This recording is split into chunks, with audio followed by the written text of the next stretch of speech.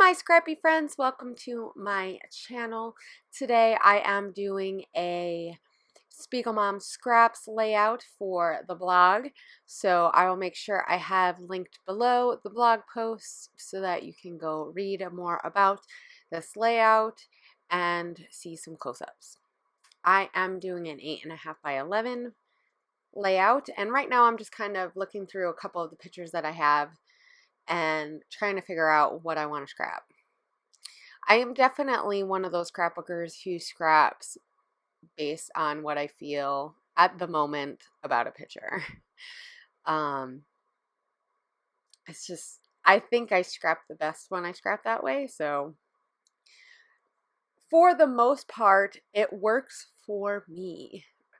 And I was thinking about maybe putting that paper right there from Simple Stories in the like to line, you know, the border, that white paper. I'm gonna end up deciding not to do that. I'm gonna end up picking out some newer papers that I have and using those. Go figure. Using newer papers instead of older papers. That is just my style sometimes. So right now I am cutting off the excess of these two 3x4 pictures, and these are of my puppy Kona. She is quite a big puppy. She is like 10 months old right now. Her birthday is sometime in June, like the very beginning of June. So I'm gonna cut about like not quite half, or about half of that paper off, and I'm going to line this bottom. I've done this before with some other stuff, with like a 6x12 size. I've done it. I may have even done it with a bigger piece, but I really like the way that it looks when you have a thinner piece of paper with a nice bold pattern on the bottom, and then you leave the top part blank. And I'm just kind of trying to figure out what I want to put. So I'm thinking about using the other side of that. And I think this paper is by Carpe Diem, if I'm not mistaken. It was in another kit that I had gotten. So, and I'm going to use a lot of stuff from, actually, no, that's not true. I was going to say I used a lot of stuff from that kit, but I didn't. I used a few things from that kit and stuff from my desk. So, and SpiegelMom scrap stuff.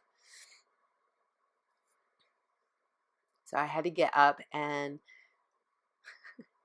help my son. He had an issue.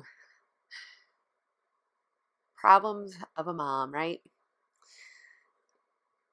And since I scrap at night, sometimes they wander in. I'm trying to figure out how I want to put my photos. I thought about maybe putting them underneath that tag. That tag is from the SpiegelMom scrap store. I had layered it with some pieces of pattern paper that were on my desk, and I just took different patterns and put them all together on half of the tag. I really like the way that it looks like that. It just makes it unique. So I decided not to put it underneath, but I am going to pop one of these photos up with some foam, and that is just foam from like my dollar store, so it's not really thick, but it does add a little bit of layer.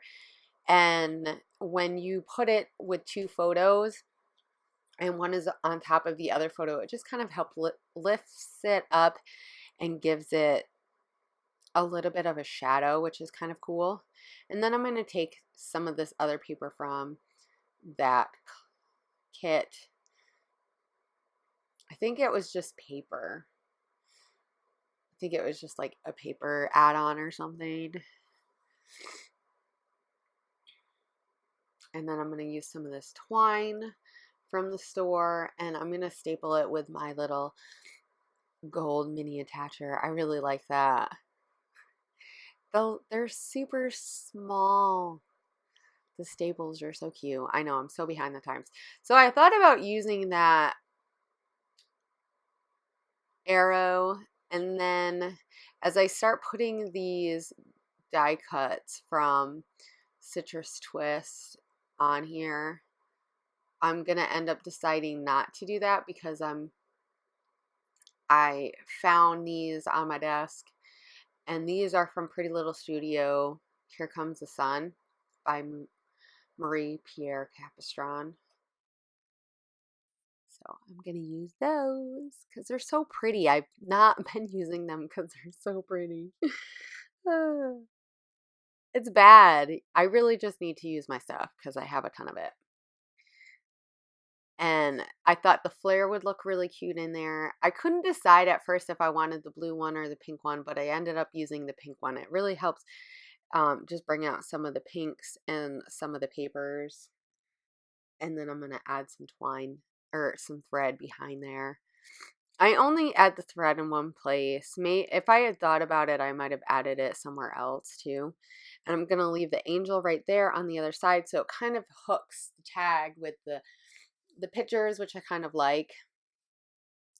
And then I'm going to put that little piece. It has metallic on it, so it's going to end up pairing out well because I'm going to get the Pink Fresh Studio thicker or like alpha chipboard alphas that they had from the wintertime from their Christmas collection. They're really pretty and they have gold on the inside. Though the bottom piece from Carpe Diem, actually, was that Carpe Diem? I don't know. It's one of the collections, the planner ones. And it might be.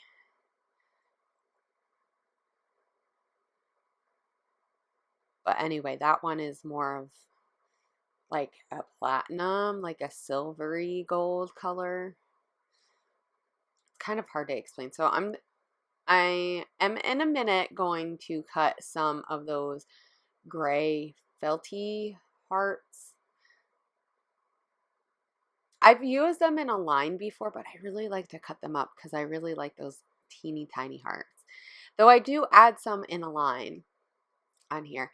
And I'm trying to figure out how I want my title, and I decided that I'm just going to go for it and put half of the word perfect on the side to connect it to angel, because I end up wanting it to say perfect angel.